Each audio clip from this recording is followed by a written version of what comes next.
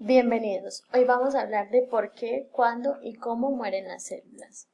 Entonces, las células mueren por programación genética, desnutrición, procesos infecciosos e inflamatorios, agentes físicos o mecánicos.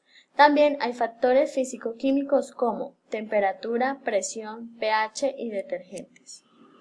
Por ser variadas las causas de su muerte, se creó un comité de muerte celular, NCCD. Los criterios de este comité para hablar de muerte celular son los siguientes. Primero, pérdida permanente de la membrana celular. Segundo, el fraccionamiento de las células en cuerpos apoptóticos. Y tercero, el engolfamiento de la célula por un fagocito profesional. Los cambios morfológicos que tienen lugar en las diferentes formas de muerte celular son la marginación, que es la condensación de la cromatina en la membrana nuclear, la pignosis, que es la alteración en la totalidad del núcleo, la cariorrexis, que es la fragmentación del núcleo, y los cuerpos apoptóticos, que son la formación de cuerpos citoplasmáticos que respetan la integridad de la membrana celular. Necrosis. La necrosis se da por consecuencia de un daño en la membrana celular por causa de agentes físicos o químicos o por biomoléculas que generan canales. Las principales son las porinas, las cuales son inducidas por linfocitos NK, T citotóxicos y por el sistema del complemento. El proceso ocurre por la formación de poros o canales en la membrana celular. Cuando los canales están formados, se ingresa el agua y electrolitos que generan un estallido osmótico. Luego se da la liberación de enzimas intracelulares que dañan tejidos o células vecinas. La necroptosis es un tipo de muerte celular mediada por RIPK3, que participa en la formación de un necrosoma integrado por TNF y procaptasa 8. La apoptosis. En esta no hay liberación de enzimas intracelulares, por lo que no hay daño a las células vecinas. Al nacer, todas las células tienen una capacidad de multiplicarse determinado número de veces, y cuando esta capacidad se copa, las células mueren. Este programa está controlado por el telómero, el cual es un fragmento de ADN, y con cada mitosis se pierde una porción de este. En los tumores malignos se produce una enzima llamada la telomerasa, la cual regenera los telómeros para permitir que la célula continúe reproduciéndose. En el siguiente cuadro encontramos las diferencias entre muerte celular por necrosis y por apoptosis. Moléculas y organelos que participan en la apoptosis. Caspasas. Son proteasas de cisteína que actúan sobre sustratos que tienen residuos de ácido aspartico y que al ser activadas llevan al núcleo un mensaje que ocasiona la fragmentación del ADN.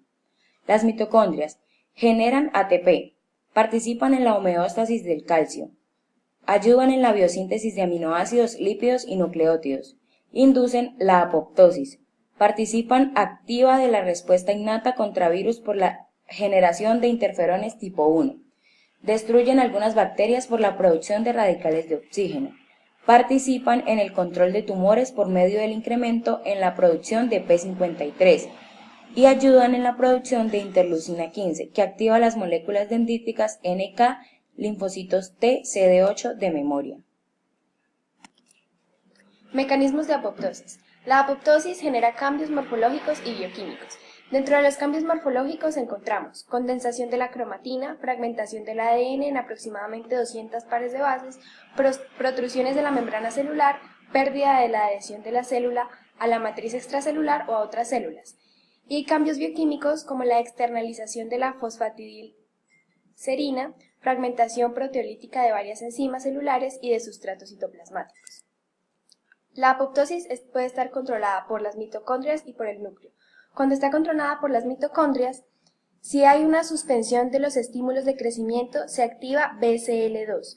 Algunas de estas moléculas son proapoptóticas o antiapoptóticas, según el estímulo que reciben. Si el estímulo es proapoptótico, la mitocondria genera el citocromo C, que es un potente activador de las enzimas intraplasmáticas, en especial la procaspasa 9, que genera caspasa 9, que induce la apoptosis.